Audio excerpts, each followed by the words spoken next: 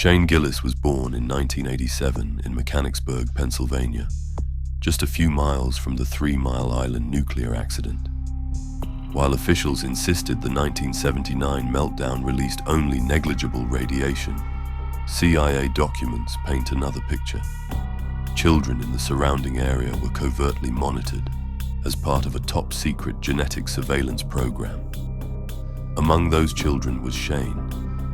Researchers discovered that he carried the irradiated Down syndrome chromosome, a 1 in a billion mutation caused by his parents' exposure to low-level radiation. Unlike typical Down syndrome, this mutation enhanced Shane's cognitive abilities to genius-level IQ, gave him superhuman strength, an iron liver capable of metabolizing alcohol without damage, and an immunity to radiation itself. His father, aware of Shane's unusual gifts, contacted an old friend at Notre Dame University, a known CIA conduit, who arranged for Shane to attend military college. Officially, he left after 2 years, but in reality, he was recruited by the CIA during his sophomore year. His remarkable combination of intellect, resilience, and charm made him the perfect covert operative. During the 2010s, the CIA launched a new kind of domestic influence operation. Shane was inserted into the stand-up comedy scene to gather intelligence, conduct social experiments, and neutralize domestic threats through humor and psychological manipulation. His cover was so effective that he began to rise naturally in the comedy world, becoming a national figure and, unknowingly, a pawn in the great geopolitical games between the United States, the Chinese Communist Party, and Israel's Mossad. The Bud Light crisis. In 2023, Bud Light faced an unprecedented crisis. After years of steady sales, the brand became the target of a disastrous marketing campaign, spearheaded by a cadre of diversity hires in the company's marketing department, which declassified CIA and NSA intercepts later revealed to have been Israeli operatives working for Mossad.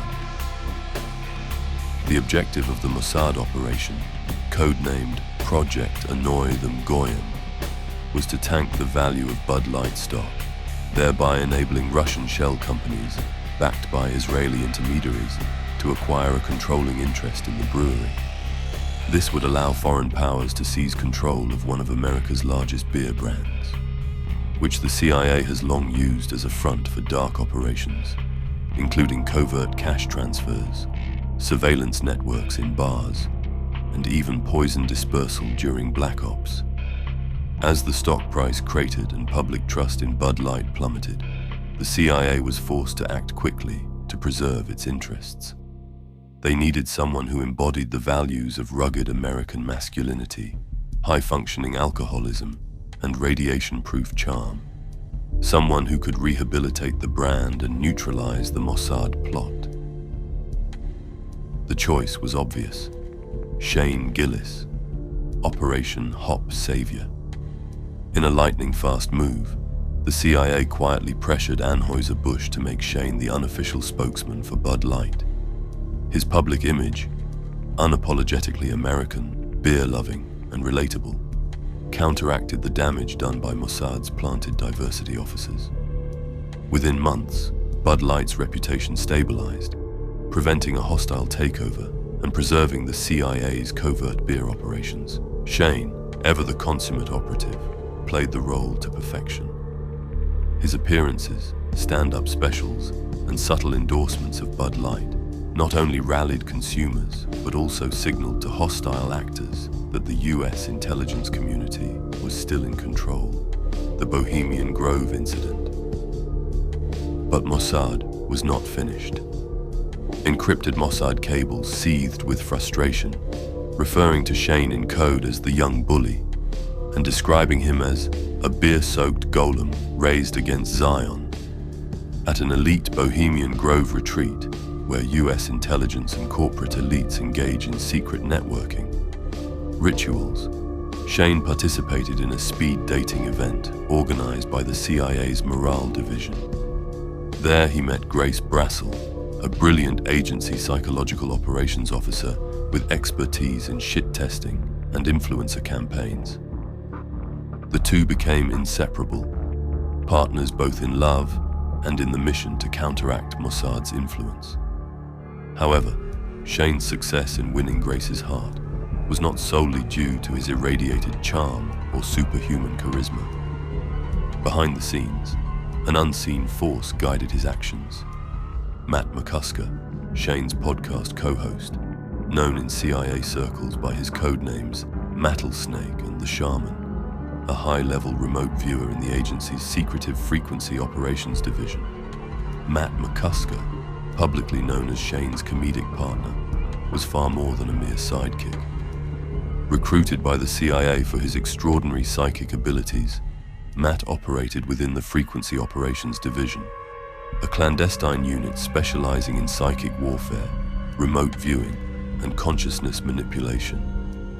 Codenamed Mattlesnake, for his ability to strike unseen across vast psychic distances, and the Shaman for his mastery of esoteric mental techniques, Matt was trained to project his psyche into the minds of others, influencing their thoughts and actions with surgical precision.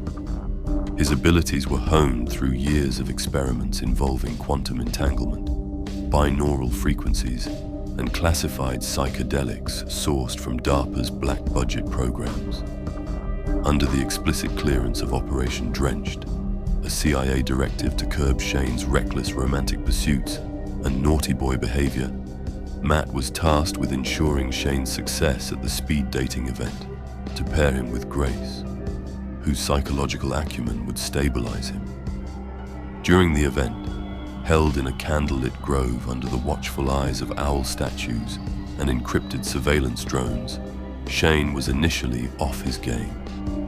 His irradiated charm was muddled by brewski-fueled bravado and nerves from meeting Grace, whose sharp wit and CIA-honed shit-testing skills left him disoriented.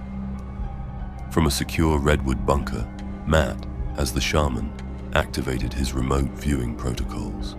Using a classified neurofrequency headset synced to Shane's unique brainwave signature, Matt projected his psyche into Shane's mind, suppressing impulses to make crude jokes or flirt with other attendees, including a suspected Chinese Communist Party plant posing as a tech heiress. Matt fed Shane real-time insights into Grace's psychological profile, prompting responses like a self-deprecating quip about his Mechanicsburg roots paired with a sincere compliment.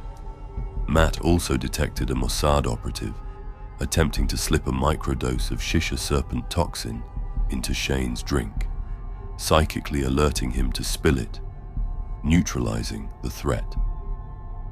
By the end of the event, Shane and Grace's chemistry was cemented, thanks to Matt's unseen guidance. But just weeks after Shane derailed Mossad's Bud Light operation, Grace became the target of an assassination attempt. While using a run-of-the-mill store-purchased vape pen, the device released a rare, odorless biotoxin, known in intelligence circles as the shisha serpent, that collapsed her lung within seconds. The attack, disguised to appear as a random health failure, bore the unmistakable signature of Mossad wet-work teams. Grace survived thanks to her CIA-issued EpiPen, which actually neutralizes nerve chemicals, and an emergency exfiltration team spearheaded by Operative African Rose. Still, the attempt on her life left Shane enraged. Operation War Mode. Bound by agency restrictions on direct retaliation, Shane assembled an unconventional counterforce, the notorious paramilitary shitposting unit consisting of Billy McCusker and James Spud Patzella. Billy and Spud, recruited from deep within Forshan, Discord servers, and the Legion of Skanks subreddit, were pioneers of cyber warfare. Weaponized memes, coordinated harassment campaigns, and psychological operations conducted entirely online. They called themselves War Mode, and their mission was simple: to sow chaos in Mossad networks, humiliate their agents, and retaliate for Grace Brassel's attack. While Shane continued his public-facing role, jumping from one Israeli-targeted US brand to the next, rehabilitating them through sheer force of charisma. Billy and Spud wage digital war from the shadows. Their relentless barrage of memes, fake leaks, and harassment campaigns forced several Mossad officers to delete their social media accounts, abandon cover identities, and even retreat to safe houses.